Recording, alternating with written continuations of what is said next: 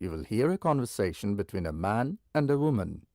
The woman is talking to the man regarding a job in a hotel. You have some time to look at questions 1 to 10.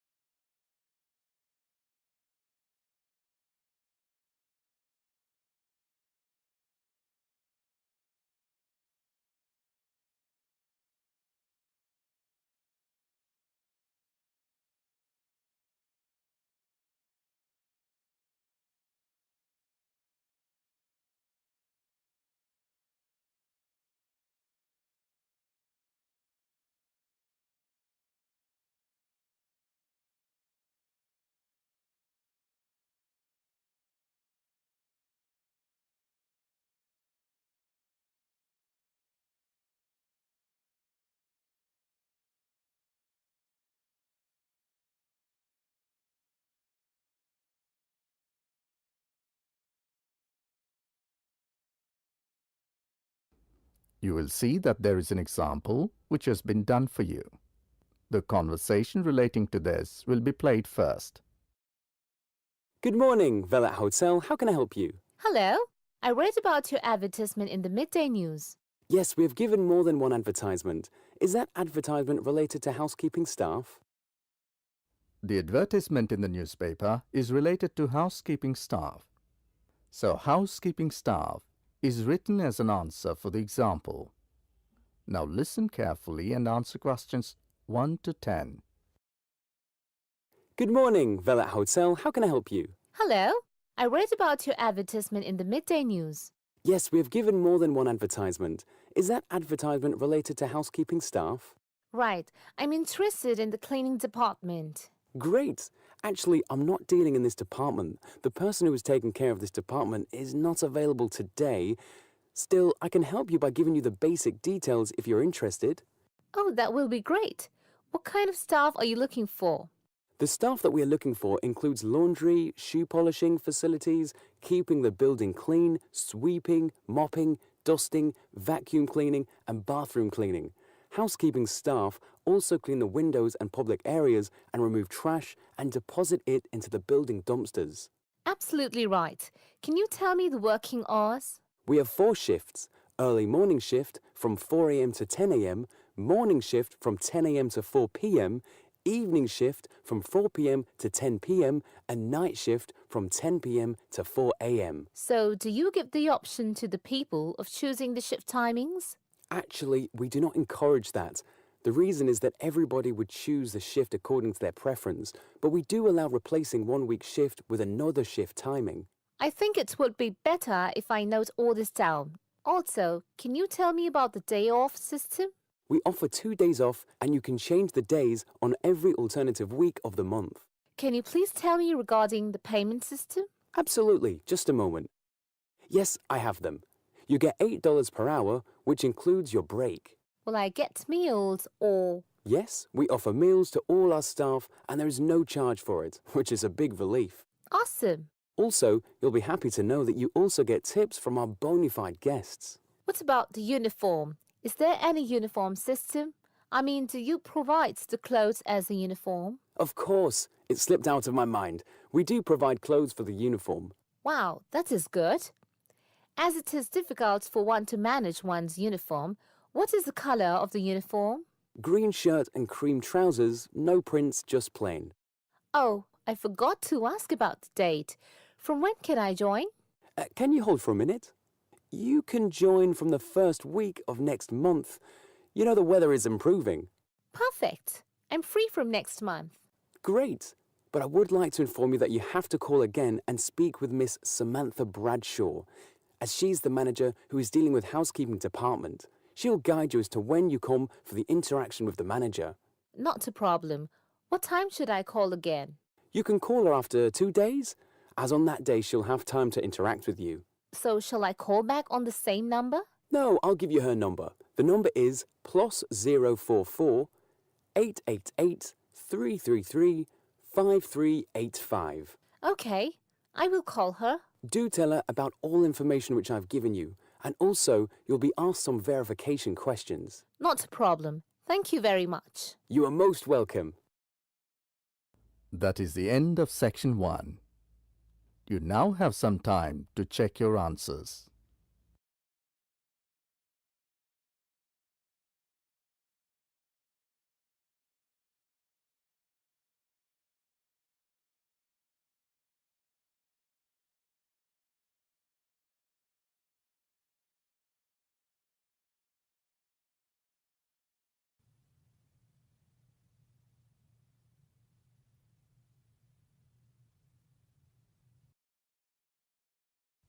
Now turn to Section 2.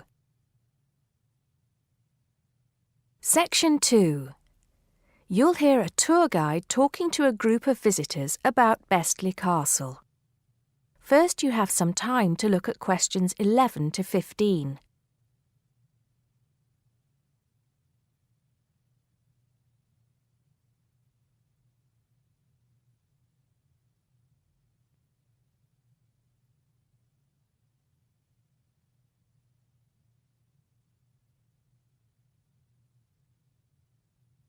Now listen carefully and answer questions 11 to 15. Welcome to Bestley Castle. It's nice to see so many of you here today. Before we go in, I'd like to tell you some information about the castle, the things to see and do, and the facilities available to you in the grounds. We'll do our best to make this a truly memorable visit. Now, the castle grounds are quite big, and we don't want you to get lost, so I'm going to give you an idea of the layout. At the moment, we are at the entrance, and immediately to our left is the Tourist Information Office. Go here if you need any questions answered. They'll be happy to help. And of course, behind the tourist office is the car park where the coach dropped you off. And he'll also pick you up from the same spot at 5 p.m. today. In front of us are the water gardens. If you stroll through, you get to the North Bridge, which is the entrance to Bestley Castle. Take your time and enjoy looking around the castle. There's a lot of history steeped in those walls. As you leave the castle via the South Bridge, you'll be greeted with the sight of roaming deer. During the day, there will be scheduled feeding opportunities where visitors can get involved. However, we do request that you do not feed the deer outside these times. To the right of the deer park is the Castle Museum, and behind that is our award-winning restaurant. It's a relatively new addition to the castle grounds, but is fast gaining a reputation for its food. Alternatively, you can choose to dine in the picnic area on the other side of the deer park. It's perfect for the family as it's next to the kids' play area and homemade ice cream hut. We hope that on your way out, you'll pop into the gift shop by the exit for something to remember us by. Before you hear the rest of the talk, you have some time to look at questions 16 to 20.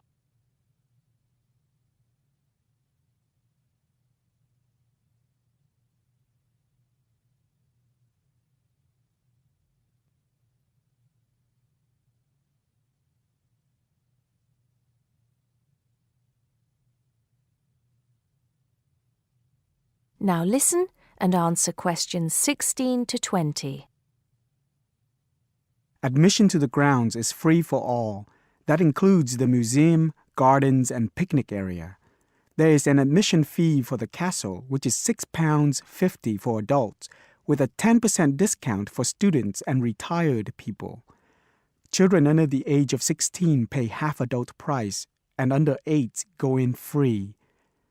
There are many spectacular events throughout the year, and for most of them, there's also an admission fee. As these events are in high demand, it's a good idea to book well in advance. Some of the exciting events planned for this year are the Summer Medieval Festival, where you can watch old-fashioned nights and experience a feast in the halls of the castle, as if you were a guest of King Henry VIII himself. There are several concerts planned this year too, including a rock concert, at an admission price of £10 per person and a special jazz concert which is free to the public. I'm sure you'll agree that all tastes and ages will be satisfied. One scary but extremely popular event is the annual Haunted Castle event at the end of October, where the castle comes alive at night. Why don't you come along if you're brave enough? Another sight to see is the fantastic firework display on November 5th, and the cost of that includes refreshments. We also have a long tradition of raising money for charity. The charity event held every year on the first day of May will this year be an archery contest. Entrance is free, but donations are certainly welcome. This year, we'll be collecting money on behalf of a charity for elderly people, Age Concern. Just in case you can't remember all of that, you can pick up a leaflet showing the timetable and prices for all events from the Tourist Information Desk. You can also go online to get this information from our website. That is the end of Section 2. You now have half a minute to check your answers.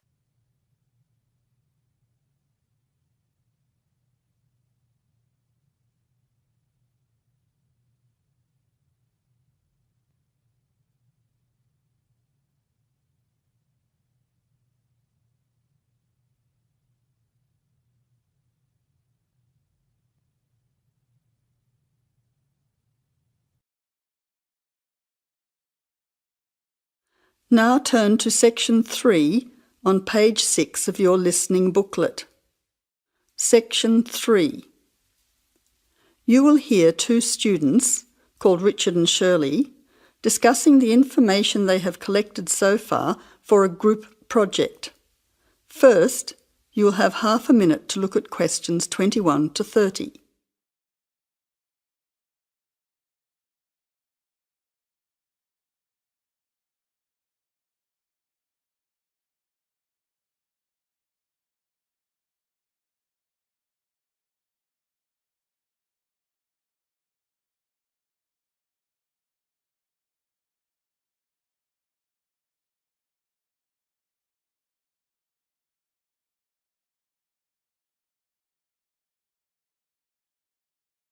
Now listen carefully to the conversation and answer questions 21 to 30.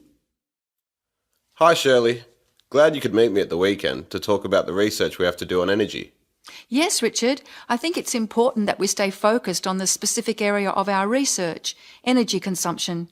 Did you know that the demand for electricity is growing faster than coal, oil and gas can supply it?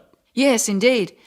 Coal and oil, which I discovered are also known as fossil fuels, could have disastrous effects on world climate. My research supports you. I also found out that the weather could be affected by global warming. However, a range of fuels are used around the world. Did you know that the most common fuels are the fossil fuels, with oil accounting for almost half at 45%? Coal and natural gas are equal next at 20%, with nuclear power being the lowest at 7%. Other sources of energy are also near the bottom at 8%.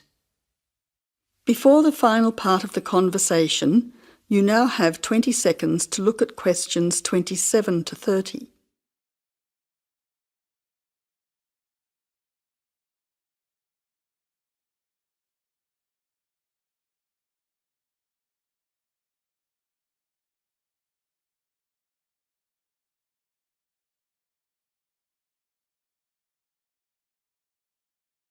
Now answer questions 27 to 30. That information will be useful when we look at the different energy sources in detail. We also need to look at the pros and cons of each type of energy. We've already said that fossil fuels increase the world's temperature, but we also need to mention the most serious issue, that these three types of fuel are finite, meaning they will not last forever. Another major disadvantage is that by burning coal and oil in particular, chemicals are released into the atmosphere, which combine with water to fall back to Earth and damage both plant and animal life. That really sounds useful. If you focus on coal, oil and gas, I'll look into nuclear power. It is common knowledge that nuclear power stations create radioactive waste, but I'm particularly interested in how this unwanted waste product is dealt with safely. I'll also need to look at the effects on people living near these power stations. Yes, I think all those areas need exploring. Do you think I should also look into renewable energy sources, such as wind and sun, energy that never runs out? Don't you think it's an important area to consider? Yes, but I don't think I'll have enough time to look at it in enough detail. I also agree that we have enough to focus on until our next group meeting. So to finish, you could find some information on the advantages of fossil fuels, and I'll give you the facts that I have already on coal, oil and gas. We don't need to look into other energy sources because I'll get more details on the nuclear industry. That's great. See you in 2 weeks' time. That is the end of section 3. You now have half a minute to check your answers.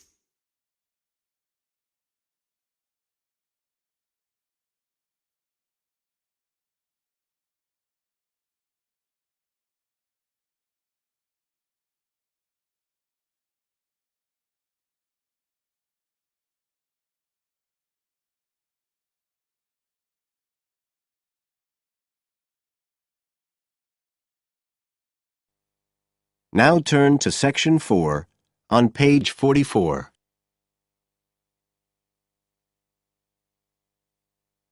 Section 4. You will hear a part of a lecture about learning and bilingualism.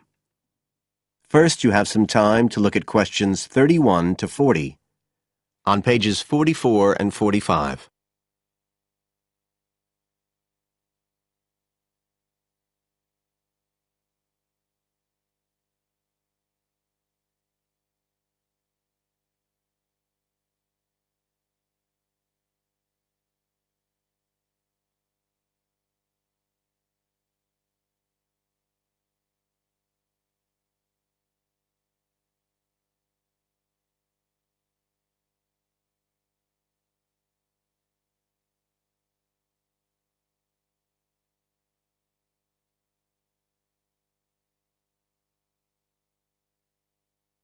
Now listen carefully and answer questions 31 to 40.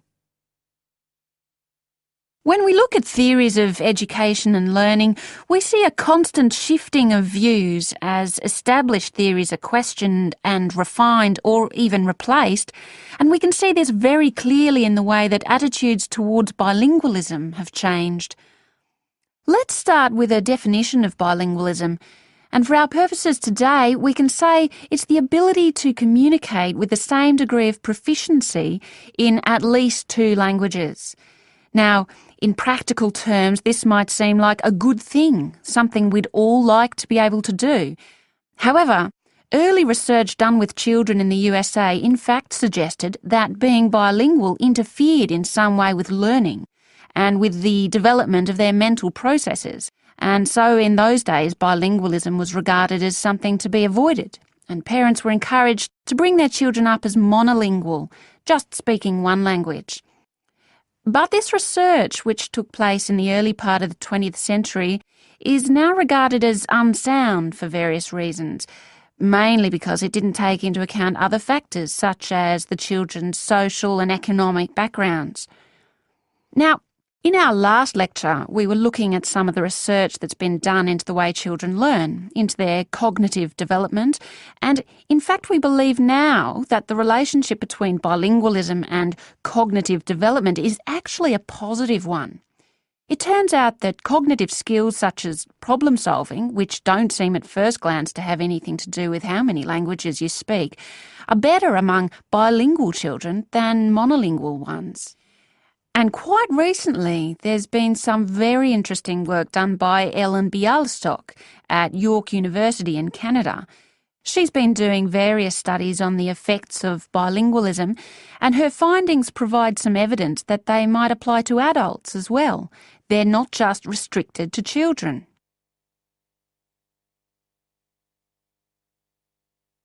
So how do you go about investigating something like this? Well, Dr. Bialystok used groups of monolingual and bilingual subjects aged from 30 right up to 88. For one experiment, she used a computer program which displayed either a red or a blue square on the screen. The coloured square could come up on either the left-hand or the right-hand side of the screen. If the square was blue, the subject had to press the left Shift key on the keyboard, and if the square was red, they had to press the right Shift key. So they didn't have to react at all to the actual position of the square on the screen, just to the colour they saw. And she measured the subject's reaction times by recording how long it took them to press the Shift key and how often they got it right. What she was particularly interested in was whether it took the subject longer to react when a square lit up on one side of the screen, say the left, and the subject had to press the Shift key on the right-hand side. She'd expected that it would take more processing time than if a square lit up on the left and the candidates had to press a left key. This was because of a phenomenon known as the Simon effect, where basically the brain gets a bit confused because of conflicting demands being made on it. In this case, seeing something on the right and having to react on the left. And this causes a person's reaction times to slow down. The results of the experiment showed that the bilingual subjects responded more quickly than the monolingual ones. That was true both when the squares were on the correct side of the screen, so to speak, and even more so when they were not. So bilingual people were better able to deal with the Simon effect than the monolingual ones. So what's the explanation for this? Well, the result of the experiment suggests that bilingual people are better at ignoring information which is irrelevant to the task in hand and just concentrating on what's important. One suggestion given by Dr. Bialystok was that it might be because someone who speaks two languages can suppress the activity of parts of the brain when it isn't needed. In particular, the part that processes whichever language isn't being used at that particular time. Well, she then went on to investigate that with a second experiment. But again, the bilingual group performed better. And what was particularly interesting, and this is, I think, why the experiments have received so much publicity, is that in all cases, the performance gap between monolinguals and bilinguals actually increased with age, which suggests that bilingualism protects the mind against decline. So, in some way, the lifelong experience of managing two languages may prevent some of the negative effects of ageing. So that's a very different story from the early research. So what are the implications of this for education? That is the end of section 4. You now have half a minute to check your answers.